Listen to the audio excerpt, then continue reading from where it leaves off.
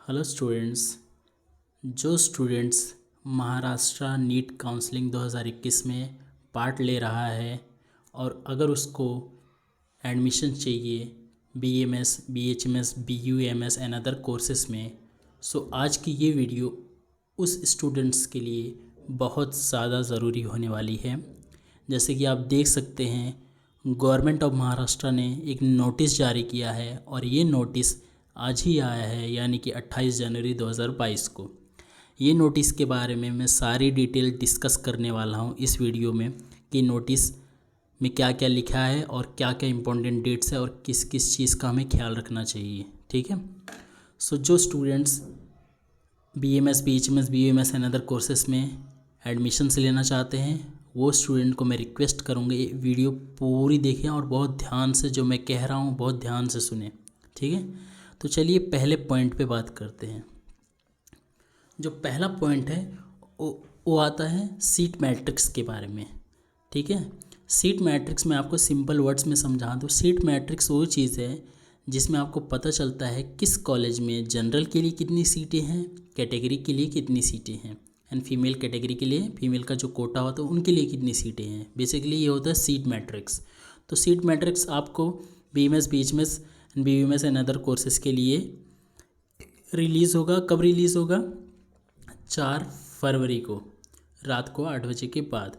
ठीक है। तो आप चेक कर सकते हैं वेबसाइट पे। जैसे ही रात को 8 बजे आप वेबसाइट को रिफ्रेश करते रहिए।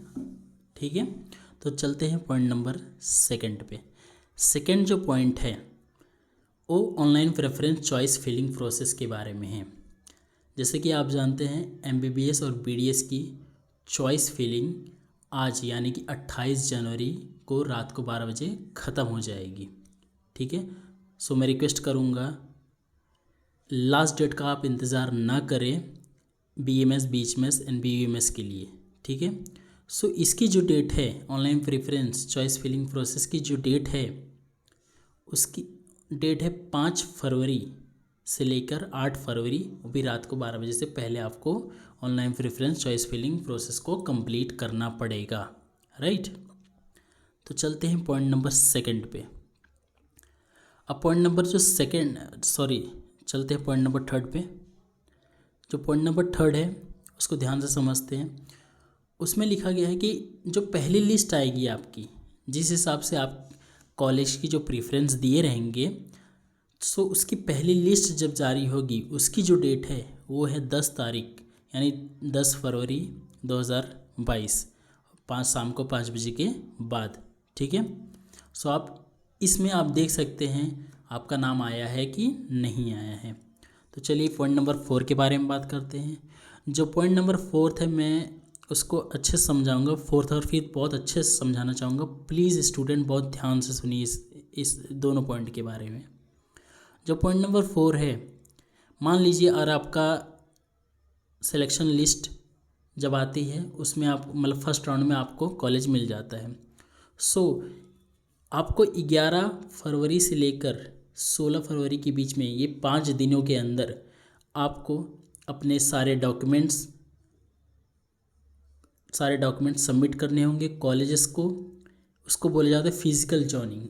ठीक है। जिस कॉलेज में आपका नाम आ चुका है उस कॉलेज में आप जाइए। ठीक है। आप सारे डॉक्यूमेंट सबमिट कीजिए। अगर आप कास्ट से बिलोंग करते हैं तो कास्ट सर्टिफिकेट आपको करना पड़ेगा और नॉन क्रीमी लेयर भी आपको देना पड़ता है। ठीक है। राइट। अब जो स्टूडेंट्स को एक डाउट था, मैं इस वीडियो से हट के एक चीज़ बता रहा हूँ। जो स्टूडेंट्स को डाउट था कि अगर हमें प्राइवेट कॉलेजेस में मिलती है सीटें और हम कैटेगरी से आते हैं तो सर फीस क्या होगी उसकी, मैं आपको बता देता हूँ। अगर आप मान लीजिए एसटी कैटेगरी के हैं, आपको किसी प्राइवेट कॉलेजेस में आपको सीट मिली, सो टेंशन मत लीजिए उस बात का। आपको एसटी कैटेगरी वाली ही फ़ीस लगेगी। मोस्टली 50% फ़ीस होती है और बहुत कॉलेजेस में एसटी वाले को तो फीस भी नहीं लगती। ठीक है। राइट। तो चलते हैं 5th पॉइंट के बारे में बात करते हैं। 5th जो पॉइंट है बहुत इंपॉर्टेंट पॉइंट है। 5th पॉइंट में लिखा गया है कि filling of status retention form. ठीक है। सो जो इसकी डेट है वो है 11 फरवरी से 16 फरवरी, सेम है जो डेट है फिजिकल जॉइनिंग वाले की। ठीक है, अब देखिए स्टेटस रिटेंशन फॉर्म होता क्या है। ठीक है, मैं अच्छे से समझाता हूँ, आप समझ लीजिए। ठीक है, इसके बारे में यहाँ नीचे दिया गया है, देखिए। अब स्टेटस रिटेंशन फॉर्म का अब अगर पहला पॉइंट पढ़ोगे तो यहाँ पे साफ साफ लिखा गया है, अगर कैंडिडेट को सीट अलॉट हो जाती है, ठीक है, सीट अलॉट हो जाती है, क्या लिखा है, if a candidate who has been allotted a seat and wishes to participate. ठीक है, अगर आपको मान लीजिए आपकी सीट अलॉट हो गई, आपको सीट मिल गई, लेकिन अभी आपको क्या करना है, नेक्स्ट राउंड के लिए भी अप्लाई करना है। नेक्स्ट राउंड के लिए भी क्या करना है, आपको अप्लाई करना है कि हाँ मुझे कॉलेज नहीं चाहिए, मैं नेक्स्ट राउंड के लिए अप्लाई करना चाहता हूँ। ठीक है, तो आपको स्टेटस रिटेंशन फॉर्म भरने की कोई ज़रूरत नहीं, राइट, कोई ज़रूरत नहीं। लेकिन अगर if a candidate who has been allotted a seat does not wish to participate in next round, मतलब अगर आपको सीट अलॉट हुई है, आपको मनपसंद कॉलेज मिल चुका है, तो आपको सेकेंड राउंड में जाने की, नेक्स्ट राउंड में जाने की कोई ज़रूरत नहीं है। जब नेक्स्ट राउंड में कोई जाने की ज़रूरत नहीं है तो आपको स्टेटस रिटेंशन फॉर्म भरना पड़ेगा उस कॉलेज में जाकर कि हाँ मेरी ये सीट पक्की हो चुकी है, मुझे नेक्स्ट राउंड के लिए नहीं जाना है। सभी स्टूडेंट्स मैं क्लियर करना चाहूँगा, अगर उनको अब भी नहीं समझ में आया है स्टेटस रिटेंशन फॉर्म, मुझे कमेंट में जितने सवाल आप पूछ सकते हैं आप पूछिए, मैं सारे के जवाब देने के लिए तैयार हूँ। ठीक है, राइट। और थर्ड पॉइंट में लिखा गया है कि जो स्टेटस रिटेंशन फॉर्म है, ठीक है, वो चॉइस है कैंडिडेट की, कोई कॉलेज उनको फोर्स नहीं करने वाला। ठीक है, वो आपकी चॉइस है, आप भर रहे हैं कि नहीं भर रहे हैं। ठीक है, अब यहाँ पे कुछ इंपॉर्टेंट पॉइंट्स दिए हैं जो बहुत बच्चे ध्यान नहीं देते, मैं इन इंपॉर्टेंट पॉइंट्स को क्लियर करना चाहता हूँ। मान लीजिए एक कैंडिडेट है जिसको स्टेट कोटा में भी सीट मिलती है और ऑल इंडिया कोटा के थ्रू भी सीट मिलती है।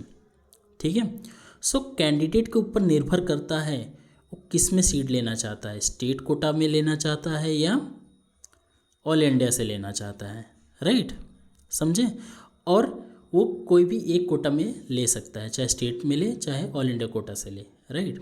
चलिए, अब सेकेंड पॉइंट जो लिखा गया है उसमें लिखा गया है candidate who are allotted a seat through a state quota, मतलब जिन बच्चों को स्टेट कोटा से सीट मिली है और वो ज्वाइन नहीं कर पाते हैं अलॉटेड सीट पे, ठीक है, वो बच्चे कंसीडर नहीं किए जाएंगे, मतलब वो बच्चों को सेकेंड राउंड में, नेक्स्ट राउंड में जाने का कोई मौका नहीं मिलेगा। समझ रहे हैं आप, ठीक है। और लास्ट पॉइंट में लिखा गया है कि जो सेकंड लिस्ट है, जो सेकंड सेलेक्शन लिस्ट आती है, उसकी डेट अभी नहीं बताई गई है, उसकी डेट फ्यूचर में बताई जाएगी। ठीक है, और आप ध्यान दीजिए, ये जो ऑनलाइन प्रेफरेंस होता है ये एक ही बार होता है। अगर मान लीजिए आपने एक बार भर दिया, आपके फर्स्ट सिलेक्शन लिस्ट में आपका नाम नहीं आया, तो आप अपनी प्रेफरेंस को चेंज नहीं कर पाएंगे। प्लीज़ इसको बहुत ध्यान से भरिएगा, ठीक है। यही सब था इस वीडियो में। आशा करता हूँ आपको वीडियो पसंद आई होगी और महत्वपूर्ण जानकारी मिली होगी। ऐसे ही और अपडेट्स, जैसे ही अपडेट्स आएंगे वैसे ही मैं आपके लिए वीडियो ला दूँगा।